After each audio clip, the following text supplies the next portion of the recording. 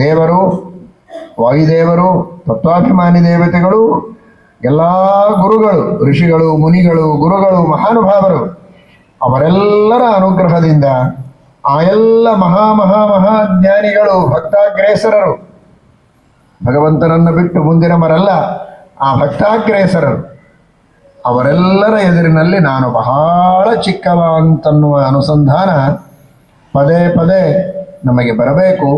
ಆ ರೀತಿ ಟೀಕಾಕೃತ್ಪಾದರ ಅನುಗ್ರಹವನ್ನು ನಾವೆಲ್ಲರೂ ಪಡೆಯೋಣ.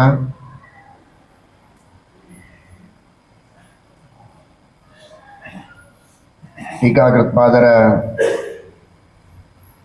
ಇನ್ನೊಂದು ಅವರ ಚರಿತ್ರೆಯಲ್ಲಿ ನೀವೆಲ್ಲ ಕೇಳಿದ್ದು, ಅಕ್ಷೋಭ್ಯ ತೀರ್ಥರು ಪಾಠವನ್ನು ಹೇಳಿದ್ದಾರೆ. ಜ್ಞಾನವನ್ನು ಪಡೆದರು, ಗ್ರಂಥವನ್ನು ರಚನೆ ಮಾಡಬೇಕು ಅಂತ ನೇರವಾಗಿ ಹೋಗಿ ಯರಗೋಳದಲ್ಲಿ ಕೂಡಲಿಲ್ಲ. ಮೊದಲು ತಪಸ್ಸು ಮಾಡಿದರು, ದುರ್ಗಾದೇವಿಯನ್ನು ಒಲಿಸಿಕೊಂಡರು.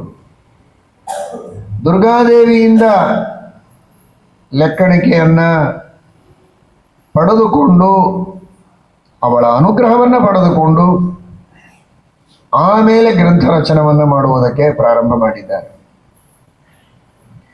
ಗ್ರಂಥ ರಚನೆ ಬಹಳ ದೊಡ್ಡ ಕಾರ್ಯ. ಗ್ರಂಥ ರಚನೆಯಾಗಿರಬಹುದು, ಅಧ್ಯಯನವಾಗಿರಬಹುದು, ಇನ್ಯಾವುದೇ ಶುಭ ಕಾರ್ಯಗಳಾಗಿರಬಹುದು. ಅದಕ್ಕಾಗಿ ಮೊದಲು ವಿಶೇಷವಾಗಿ ದೇವತಾನುಗ್ರಹವನ್ನು ಪಡೆಯಬೇಕು, ಪುಣ್ಯವನ್ನು ಸಂಪಾದನೆ ಮಾಡಬೇಕು, ದೇವತೆಗಳ ಗುರುಗಳ ಅನುಗ್ರಹ ಪಡೆದು ಮುಂದೆ ಹೋಗಬೇಕು. ಪದ್ಧತಿ ಇದೆ ನಮ್ಮಲ್ಲಿ. ಅದನ್ನು ಹೆಚ್ಚು ಶ್ರದ್ಧೆಯಿಂದ ಮಾಡಬೇಕು. ಮಂಗಲಾಚರಣೆ ಇಲ್ಲದೆ, ದೇವತಾ ಪ್ರಾರ್ಥನೆ ಇಲ್ಲದೆ, ಗಣಪತಿಯನ್ನು ಆರಂಭ ಮಾಡಿಕೊಂಡು ಎಲ್ಲ ದೇವತೆಗಳ ಪ್ರಾರ್ಥನೆ ಇಲ್ಲದೆ ಯಾವ ಸತ್ಕಾರ್ಯವನ್ನು ಮಾಡಿಸೋದಿಲ್ಲ. ಆದರೆ ಅದೊಂದು ಯಾಂತ್ರಿಕ ಆಗಬಾರದು. ಮಂತ್ರಗಳು ಕೂಡ ಯಾಂತ್ರಿಕವಾಗಬಾರದು. ಅನುಸಂಧಾನಪೂರ್ವಕವಾಗಿ ಭಕ್ತಿ ಶ್ರದ್ಧೆಗಳಿಂದ ಇನ್ನಷ್ಟು ಹೆಚ್ಚಿನ ಸಿದ್ಧಿಯನ್ನು ಪಡೆಯಬೇಕು ಅಂತ ಅಪೇಕ್ಷೆ ಇದ್ದ ವ್ಯಕ್ತಿಯಾಗಿದ್ದರೆ ಸಾಧನೆಯನ್ನು ಹೆಚ್ಚು ಮಾಡಬೇಕು. ಆಗ ನಾವು ವಿಶೇಷವಾಗಿ ಆ ಕಾರ್ಯದಲ್ಲಿ ಯಶಸ್ವಿತೆಯನ್ನು ಪಡೆಯುವುದಕ್ಕೆ ಸಾಧ್ಯ ಇದೆ. ಅದನ್ನು ಟೀಕಾಕೃತ್ಪಾದರಿಂದ ನಾವು ತಿಳಿಯಬೇಕಾದಂಥದ್ದು. ಯಾವುದೋ ಒಂದು ಗ್ರಂಥದ ಅಧ್ಯಯನ ಮಾಡಬೇಕು, ಇನ್ಯಾವುದೋ ಶ್ರೇಷ್ಠವಾದ ಮಂದಿರವನ್ನು ಕಟ್ಟಬೇಕು, ಪರೋಪಕಾರದ ಯಾವುದೋ ಒಂದು ದೊಡ್ಡ ಕೆಲಸವನ್ನು ಕೈಗೆತ್ತಿಕೊಳ್ಳಬೇಕಾಗಿದೆ. ಜಪ, ಪಾರಾಯಣ ಮೊದಲಾದ ಕಾರ್ಯಗಳು, ದೇವರ ಪೂಜೆ, ವಿಶೇಷವಾದ ಉತ್ಸವ, ಇಂತಹ ಕಾರ್ಯಗಳು, ಯಾವ ಒಂದು ಶುಭ ಕಾರ್ಯವನ್ನು ಮಾಡಬೇಕಾದರೂ ಅದು ಪೂರ್ಣ ಆಗಬೇಕು, ಮಧ್ಯದಲ್ಲಿ ನಿಲ್ಲಬಾರದು. ಪೂರ್ಣ ಅಂದ ಕ್ಷಣಕ್ಕೆ ನಾವೆಲ್ಲ ಅನ್ಕೊಳ್ಳೋದೇನು ಗೊತ್ತಾ, ಪೂರ್ಣ ಆಗಿಬಿಟ್ಟಿದೆ, ಈಗ ಆರಾಧನೆ ಪೂರ್ಣ ಆಯ್ತು ನೋಡಿ.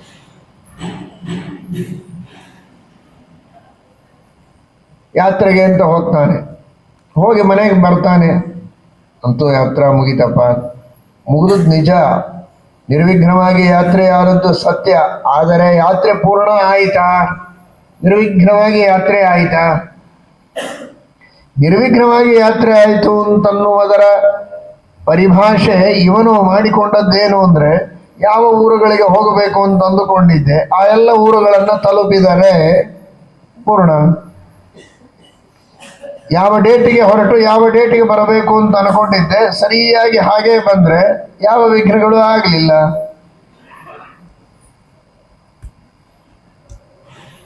ಇಷ್ಟು ಮಾತ್ರ ಅಲ್ಲ, ಯಾತ್ರೆ ನಿರ್ವಿಘ್ನವಾಯಿತು, ಯಾತ್ರೆ ಪರಿಪೂರ್ಣವಾಯಿತು ಅಂತ ಯಾವಾಗ ತಿಳಿಯೋದು? ಯಾತ್ರೆಯಲ್ಲಿ ಏನೆಲ್ಲ ಅನುಸಂಧಾನ ಇವನಿಗೆ ಬರಬೇಕಾಗಿತ್ತು. ಆ ಗಂಗೆಯನ್ನು ಕಂಡಾಗ ಯೋಸೌ ಸರ್ವಗತೋ ವಿಷ್ಣು ಚಿತ್ ಸ್ವರೂಪಿ ನಿರಂಜನ ಸಯೇವ ದ್ರವರೂಪೇಣ ಗಂಗಾಂಭೋ ರಾತ್ರ ಸಂಶಯ. ಒಂದೊಂದು ಕಣಗಳಲ್ಲಿಯೂ ಭಗವಂತ ಇದ್ದಾನೆ ಎನ್ನುವ ಅನುಸಂಧಾನ ಎಷ್ಟು ಸಲ ಮುಳುಗು ಹಾಕಿದ. ಕಾಶಿಯಲ್ಲಿ, ಪ್ರಯಾಗದಲ್ಲಿ, ಹರಿದ್ವಾರದಲ್ಲಿ, ಋಷಿಕೇಶದಲ್ಲಿ, ಎಲ್ಲ ಷಟ್ ಪ್ರಯಾಗಗಳಲ್ಲಿ, ನಂದ ಪ್ರಯಾಗದಲ್ಲಿ, ಎಲ್ಲ ಕಡೆಗೆ, ಕೊನೆಗೆ ಅಲಕನಂದೆಯಲ್ಲಿ ಮುಳುಗು ಹಾಕಿದಾಗಲೂ ಯೋಸೌ ಸರ್ವಗತೋ ವಿಷ್ಣು ಚಿತ್ ಸ್ವರೂಪಿ ನಿರಂಜನ ಇದು ನೆನಪೇ ಆಗದೆ, ಕಿವಿಗೆ ಬೀಳದೆ, ಬಾಯಿಗೂ ಬರದೆ ಯಾತ್ರೆ ಮುಗಿಸಿದವರಂತೂ ಮಹಾತ್ಮರು. ಕೆಲವರಿಗೆ ಬಾಯಿಗೆ ಬರುತ್ತೆ, ಮನಸ್ಸಿಗೆ ಬರೋದಿಲ್ಲ. ಮನಸ್ಸಿಗೆ ಬರುತ್ತೆ, ಒಮ್ಮೆ ಬರ್ತದೆ, ಮತ್ತೆ ಬರೋದಿಲ್ಲ. ಇದು ವಿಘ್ನ ಅಲ್ವಾ?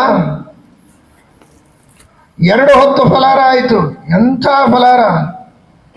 ಬಹಳ ದೂರ ಇತ್ತು ಅದು ಅಡಿಗೆ ಮನೆ.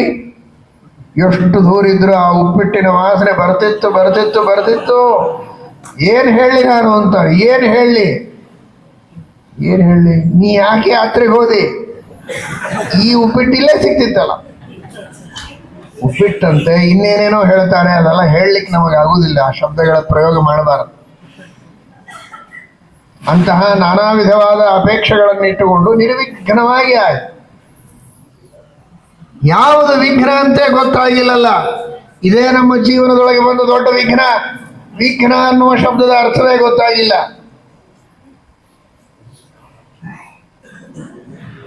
ಕಾಗಿನಿ ನದಿ ಏನು ಮಣ್ಣು, ನೀರೇ ಕಾಣಿಸೋದು, ಬರೀ ಕೆಸರು ಸರಿ. ಏನದು ಕಾಗಿನಿ ನದಿ? ಅಗಸ್ತ್ಯ ಋಷಿಗಳು ಎಲ್ಲ ತೀರ್ಥಗಳಿಗೆ ಹೋಗಿ ಸ್ನಾನ ಮಾಡಿ ಅದೆಲ್ಲವನ್ನ ಕಮಂಡಲುವಿನಲ್ಲಿ ತೆಗೆದುಕೊಂಡು ಬಂದದ್ದು ಸ್ವತಃ ಇಂದ್ರದೇವರು ಕಾಗೆಯ ರೂಪದಲ್ಲಿ ಬಂದು ಅದನ್ನ ಉರುಳಿಸಿ ಅದನ್ನ ಹರಿಸಿದ್ದು ಸಕಲ ತೀರ್ಥಗಳ ಸಾರ ಅದು ಕಾಗಿನಿ.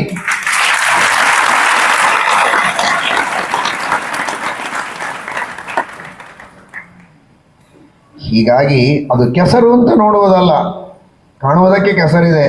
ಆದರೆ ಅಷ್ಟೆಲ್ಲ ತೀರ್ಥಗಳ ಸನ್ನಿಧಾನ, ತೀರ್ಥಾಭಿಮಾನಿ ದೇವತೆಗಳ ಸನ್ನಿಧಾನ, ತೀರ್ಥ ನಿಯಾಮಕ ಭಗವದ್ ರೂಪಗಳ ಸನ್ನಿಧಾನ ಅಲ್ಲಿ ಉಂಟು ಅನ್ನುವ ಅನುಸಂಧಾನ ಬಂದು ಮುಳುಗಿ ಉಳಿದು, ಅಲ್ಲ ನಾವು ಉಳಿದು ಅನ್ನೋದು ಸರಿ, ಅನುಸಂಧಾನ ಹಾಗೇ ಉಳಿದು ನಾವು ಸ್ನಾನ ಮುಗಿಸಿ ಮೇಲೆ ಬಂದ್ರೆ ನಿರ್ವಿಘ್ನವಾಗಿ ಸ್ನಾನ ಆಯಿತು. ಗೋವಿಂದ. ಎಷ್ಟು ವಿಘ್ನಗಳಿವೆ. ಯಾಕೆ ದೇವತಾ ಪ್ರಾರ್ಥನೆ? ಇದಕ್ಕೋಸ್ಕರ ದೇವತಾ ಸ್ನಾನಕ್ಕೆ ಹೋಗಬೇಕಾದ್ರೆ ಸ್ನಾನಾರ್ಥ ಅನುಜ್ಞಾ, ಸ್ನಾನಕ್ಕಾಗಿ ಅನುಜ್ಞೆಯನ್ನು ಕೊಡಿ. ಅವಶ್ಯವಾಗಿ ಹೋಗಿ ಬರ್ರಿ ಅಂತಾಳೆ. ಇದೆಲ್ಲ ಹೋಗಿ ಬರ್ರಿ, ಈಗ ಬರ್ರಿ, ಇವೆಲ್ಲ ಅನುಜ್ಞೆ ಅಲ್ಲ, ಓಂ ಅಂತ ಹೇಳಬೇಕು. ಅದರರ್ಥ ಓಂಕಾರ ಪ್ರತಿಪಾದ್ಯನಾದ ಭಗವಂತ ನಿನ್ನ ಇಷ್ಟಾರ್ಥವನ್ನು ಪೂರ್ಣ ಮಾಡಲಿ ಅಂತ ಛಾಂದೋಗ್ಯೋಪನಿಷತ್ತಿನಲ್ಲಿ ಅದರ ಭಾಷ್ಯದಲ್ಲಿ ತದುಕ್ತಂ ತಥಾ ಕುರ್ಯಾತ್, ನಿನಗೆ ಅಭಿಪ್ರೇತವಾದ ಸತ್ಕಾರ್ಯವನ್ನು ದೇವರು ಹಾಗೆ ಪೂರ್ಣ ಮಾಡಲಿ ಅಂತ ಆ ಓಂಕಾರ ಪ್ರತಿಪಾದ್ಯನಾದ ಪರಮಾತ್ಮನಿಗೆ ಗುರುಗಳು, ಹಿರಿಯರು, ಮಾನ್ಯರು ಪ್ರಾರ್ಥನೆಯನ್ನು ಮಾಡಿದರೆ ಅವರ ಪ್ರಾರ್ಥನೆಯ ಬಲದಿಂದ ಆ ಕಾರ್ಯ ಪೂರ್ಣ ಆಗ್ಬೋದು. ಅನುಜ್ಞೆಯನ್ನು ಕೇಳಬೇಕು, ಅವರ ಆಶೀರ್ವಾದ ಪಡೆಯಬೇಕು, ದೇವರಿಗೆ ಪ್ರಾರ್ಥನೆ ಮಾಡಬೇಕು. ನಿರ್ವಿಘ್ನತೆ ಅಂದರೆ ಲೌಕಿಕ ನಿರ್ವಿಘ್ನತೆಯೂ ಸರಿ, ಹೋಗುವಾಗ ಇಡವು ಬಿದ್ದ ಅಥವಾ ಇನ್ನೇನೋ ಅನಾನುಕೂಲ ಆಯಿತು, ಸ್ನಾನಕ್ಕೆ ಹೋಗಲಿಕ್ಕೆ ಆಗಲಿಲ್ಲ, ಇಂತಹ ವಿಘ್ನಗಳು ಬರಬಾರದು. ಜೊತೆಗೆ ಭಕ್ತಿ, ಶ್ರದ್ಧೆ, ಅನುಸಂಧಾನ ಇವುಗಳಿಗೆ ವಿಘ್ನ ಬರಬಾರದು. ಆ ರೀತಿಯ ನಿರ್ವಿಘ್ನತೆ ಬರಬೇಕು ಅಂದರೆ ಸ್ನಾನದಂತಹ ಪುಟ್ಟ ಶುಭ ಕಾರ್ಯಕ್ಕೂ ಕೂಡ ನಾವು ದೇವತಾನುಗ್ರಹ ಪಡೆಯಬೇಕು. ಯಾಕಂದರೆ ಟೀಕಾಕೃತ್ಪಾದರು ಸುಧಾದಿ ಗ್ರಂಥಗಳ ರಚನೆ ಮಾಡುವುದಕ್ಕೆ ತಪಸ್ಸು ಮಾಡಿದರು. ನಾವು ಅಂಥದನ್ನೇ ಮಾಡಬೇಕಾಗಿದ್ರೆ ತಪಸ್ಸು ಮಾಡಬೇಕಾಗಿತ್ತು. ನಮಗೇನಂಥ ಕೆಲಸ ಇಲ್ಲ, ನಾವು ಮಾಡೋದಿಲ್ಲ ಅಂತರಬೇಡಿ. ಅದು ಅವರು ದೊಡ್ಡವರು ಮಾಡಿದರು. ಆದರೆ ನಮಗೆ ನಮ್ಮ ದೃಷ್ಟಿಯಲ್ಲಿ ಯಾವುದು ಶುಭ ಕಾರ್ಯ, ಸತ್ಕಾರ್ಯ, ನಮಗೆ ಯೋಗ್ಯವಾದದ್ದು, ಸಣ್ಣದು ಪುಟ್ಟದು, ಅದನ್ನು ಮಾಡುವಾಗ ಆ ಭಕ್ತಿ ಶ್ರದ್ಧೆಗಳಿಂದ ಅನುಸಂಧಾನದಿಂದ ಮಾಡುವುದಕ್ಕೋಸ್ಕರ ದೇವತಾನುಗ್ರಹವನ್ನು ಪಡೆದು ಅದನ್ನು ನಿರ್ವಿಘ್ನವಾಗಿ ಮಾಡಿಕೊಳ್ಳುವುದಕ್ಕೆ ನಾವೆಲ್ಲ ಮುಂದಾಗಬೇಕು ಅನ್ನುವುದನ್ನು ಶ್ರೀಮಠ್ ಟೀಕಾಕೃತ್ಪಾದರು ತಿಳಿಸಿಕೊಟ್ಟಿದ್ದಾರೆ. ದುರ್ಗಾದೇವಿ ತಮೋಗುಣಕ್ಕೆ ಅಭಿಮಾನಿನಿಯಾದಂತಹ ದೇವಿ. ಆ ತಮೋಗುಣದ ಕಾರ್ಯ ಆಗದೇ ಇರುವಂತೆ ಗಣಪತಿಗೆ ಪ್ರಾರ್ಥನೆ ಯಾಕೆ? ಎಲ್ಲ ನಿರ್ವಿಘ್ನ ಆಗಬೇಕು ಅನ್ನೋದಕ್ಕೋಸ್ಕರ. ಅವನೇನು ದೇವತೆ? ವಿಘ್ನಾಧಿಪ, ವಿಘ್ನಗಳಿಗೆ ಅಧಿಪ. ಮತ್ತು ಅವನಿಗೆ ನಾವು ಪ್ರಾರ್ಥನೆ ಮಾಡಿದರೆ ವಿಘ್ನಗಳನ್ನು ಕೊಡ್ತಾನೆ ಅಲ್ವಾ? ನಿಮ್ಮ ಹತ್ರ ಏನಿರ್ತದೋ ಅದನ್ನು ಕೊಡ್ತೀರಲ್ವಾ? ಒಬ್ಬರು ಹಣ್ಣು ಇಟ್ಕೊಂಡಿದ್ದಾರೆ, ಒಬ್ಬರ ಹತ್ರ ಹಾಲಿದೆ, ಸಾಲಾಗಿದ್ದಾರೆ ನಿಮಗೆಲ್ಲ ಫಲಾರ ಕೊಡೋದಕ್ಕೆ ಅಂತ. ನೀವು ಯಾರ ಹತ್ರ ಹೋಗ್ತೀರೋ ಅವ್ರ ಹತ್ರ ಏನು ಬರ್ತದೋ ನಿಮ್ಗೆ ಹಾಕ್ತಾರೆ. ಹಾಲಿದ್ರೆ ಹಾಲು ಹಾಕ್ತಾರೆ, ಉಪ್ಪಿಟ್ಟಿದ್ರೆ ಉಪ್ಪಿಟ್ಟು ಹಾಕ್ತಾರೆ, ಅವಲಕ್ಕಿದ್ರೆ ಅವಲಕ್ಕಿ ಹಾಕ್ತಾರೆ. ಅವನು ವಿಘ್ನಾಧಿಪ, ಅವನು ಇಟ್ಕೊಂಡದ್ದೇ ಬುಟ್ಟಿಯೊಳಗೆ ವಿಘ್ನಗಳನ್ನ. ನೀವು ಅವನ ಮುಂದೆ ಹೋಗಿ ನಿಂತರೆ ವಿಘ್ನನೇ ಕೊಡ್ತಾನೆ ಅಂತಂದ್ರೆ ಹಾಗಲ್ಲ. ಅಧಿಪ ಅಂದ್ರೆ ಯಥೇಷ್ಟ ವಿನಿಯೋಗಕರ್ತ. ಅವನು ಬೇಕು ಅಂದ್ರೆ ವಿಘ್ನಗಳನ್ನ ಕೊಡಬಹುದು, ಬೇಡ ಅಂದ್ರೆ ಬಿಡಬಹುದು. ವಿಘ್ನಗಳನ್ನ ಪರಿಹಾರ ಮಾಡುವುದಕ್ಕೂ ಸಮರ್ಥ, ಕೊಡುವುದಕ್ಕೂ ಸಮರ್ಥ. ಆದ್ದರಿಂದ ವಿಘ್ನಗಳನ್ನು ಪರಿಹಾರ ಮಾಡಿಕೊಳ್ಳುವುದಕ್ಕೋಸ್ಕರ ಆ ವಿಘ್ನಾಧಿಪನನ್ನು ಪ್ರಾರ್ಥನೆ ಮಾಡುತ್ತೇವೆ. ಹಾಗೆ ತಮೋಗುಣದ ಕಾರ್ಯಗಳು ಯಾವುದು ಆಗಬಾರದು ಅನ್ನುವುದಕ್ಕೋಸ್ಕರ ತಮೋಗುಣಾಭಿಮಾನಿನಿಯಾದ ದುರ್ಗಾದೇವಿಯ ವಿಶೇಷವಾದ ಅನುಗ್ರಹವನ್ನು ಪಡೆದು ಅಜ್ಞಾನ, ಸಂಶಯ, ವಿಪರೀತ ಜ್ಞಾನ, ನಿದ್ರೆ, ಆಲಸ್ಯ, ಶ್ರಮ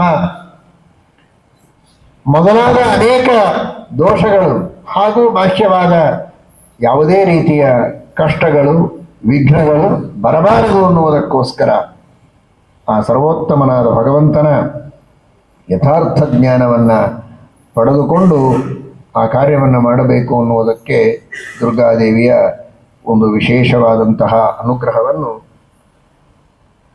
ಪ್ರಾರ್ಥನೆ ಮಾಡಿದ್ದಾರೆ ಎಂಬುದಾಗಿ ನಾವಿಲ್ಲಿ ಅರ್ಥ ಮಾಡಿಕೊಳ್ಳಬೇಕು. ಅಂತಹ ಟೀಕಾಕೃತ್ಪಾದರ ಆದರ್ಶವನ್ನು ಒಂದಲ್ಲ ಎರಡಲ್ಲ ಅನೇಕ ಇವೆ. ಒಂದೆರಡನ್ನಾದರೂ ನಾವು ಮನಸ್ಸಿನಲ್ಲಿಟ್ಟುಕೊಂಡು ಜೀವನದಲ್ಲಿ ಅದನ್ನು ತರುವುದಕ್ಕೆ ಪ್ರಯತ್ನ ಮಾಡಬೇಕು. ವೈರಾಗ್ಯ ಹೇಗೆ ಅಂತ ಇಷ್ಟೊತ್ತು ಹೇಳಿದ್ದನ್ನು ಕೇಳಿದ್ದೀರಿ, ಅದರ ಬಗ್ಗೆ ಮತ್ತೆ ಹೇಳೋದಿಲ್ಲ. ಎಲ್ಲ ಇದ್ದಾಗಲೂ ಅದನ್ನು ಪರಿತ್ಯಾಗ ಮಾಡಿದವರು. ಎಲ್ಲವೂ ಇತ್ತು, ರಾಜ್ಯ ಇದೆ,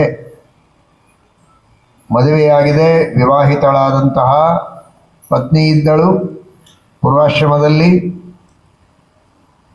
ಐಶ್ವರ್ಯ ಇದೆ, ಇವರೇ ಮುಂದೆ ಅಧಿಕಾರಕ್ಕೆ ಬರುವವರು, ರಾಜರಾಗುವವರು, ಎಲ್ಲ ಇದೆ, ತಾರುಣ್ಯ ಇದೆ. ಇಷ್ಟೆಲ್ಲ ಇದ್ದರೂ ಕೂಡ ಅದನ್ನು ಪರಿತ್ಯಾಗ ಮಾಡಿದಂತಹ ವೈರಾಗ್ಯ, ಅದೆಲ್ಲವನ್ನೂ ಬಿಟ್ಟರು. ಇದು ಅವರ ಬಹಳ ದೊಡ್ಡದಾದಂತಹ ಆದರ್ಶ.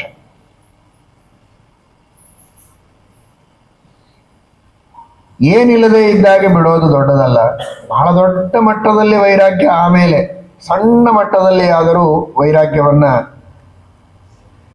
ರೂಢಿಸಿಕೊಳ್ಳುವ ಪ್ರಯತ್ನ ಮಾಡಬೇಕು.